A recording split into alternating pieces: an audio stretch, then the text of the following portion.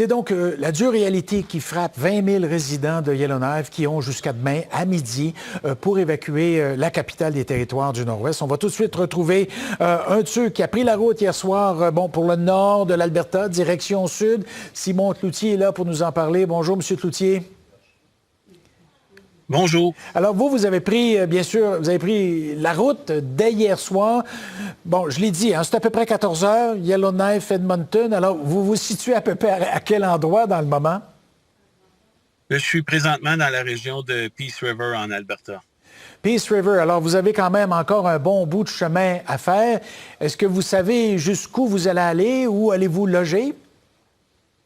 Oui, bien, j'ai des amis dans la ville d'Edmonton qui vont nous accueillir à partir d'aujourd'hui. J'ai eu la chance hier, là, parce qu'il y a plus d'hôtels disponibles du tout dans la région, comme vous pouvez l'imaginer. Donc, j'ai eu la chance d'être accueilli à la dernière minute par d'autres amis dans la région de Peace River, justement, pour pouvoir passer la nuit.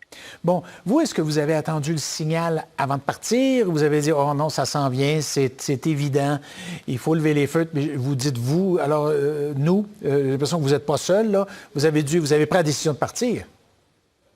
Non, c'est ça exactement. Donc, hier après-midi, quand la nouvelle a commencé à s'ébruiter en ville, là, que l'évacuation était quelque chose qui était pour arriver, on a pris la décision de partir tout de suite pour justement éviter la confusion. Donc, on est présentement 6 adultes et 4 chiens qui voyagent dans 2 véhicules. Puis, on a réussi, comme je disais, à se rendre ici après pratiquement 11 heures de route hier, mais c'est pas évident avec les conditions. Ouais. On peut pas rouler très vite. Il y a beaucoup de fumée sur les routes.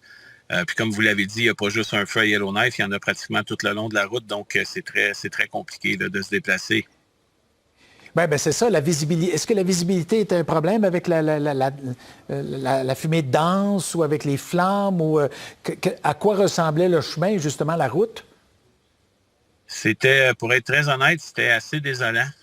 Près de Yellowknife, on a eu quelques kilomètres où la visite était pratiquement nulle. On roulait 5 km/h sur les feux d'urgence. Puis après ça, évidemment, ça a été moins pire, mais c'était de voir la dévastation qu'on a passée près du hameau d'Enterprise où la ville a pratiquement brûlé en entier, puis que le feu sévit encore beaucoup et de voir à distance le feu qui menaçait la communauté des Rivers hier soir. Donc, c'est quand même très désolant de voir tout ça.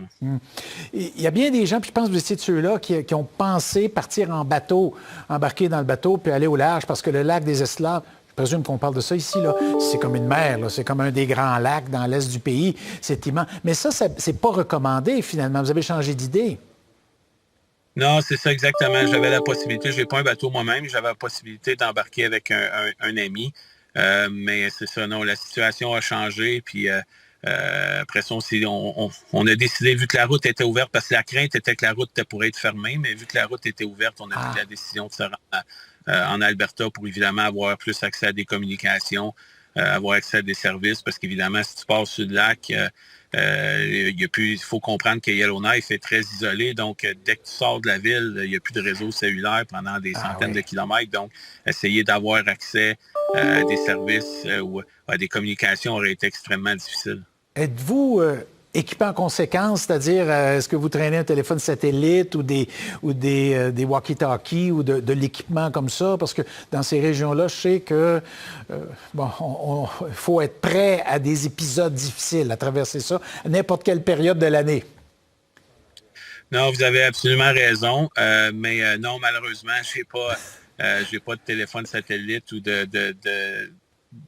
aucun équipement d'urgence là, pour les communications. Heureusement, maintenant, en Alberta, le service cellulaire est beaucoup plus stable, donc on est capable de communiquer de cette façon-là. Mais disons que le départ hier s'est fait d'une façon, même si on s'était préparé à ça, a quand même été très rapide. Puis là, on réalise, là, après coup, que veut pas, on a oublié certaines choses. Donc, c'est pas évident. Bon, je ne veux pas ressasser des mauvais souvenirs, vous demandez lesquels, mais mais avez-vous eu des nouvelles de votre maison? Est-ce que vous savez si c'était évité, si les flammes ou qu'est-ce qu'il y en est? Bien, pour l'instant, on sait que le feu n'est pas encore à Yellowknife. Je pense que l'inquiétude des autorités, c'est que le feu va rejoindre la ville d'ici ce week-end.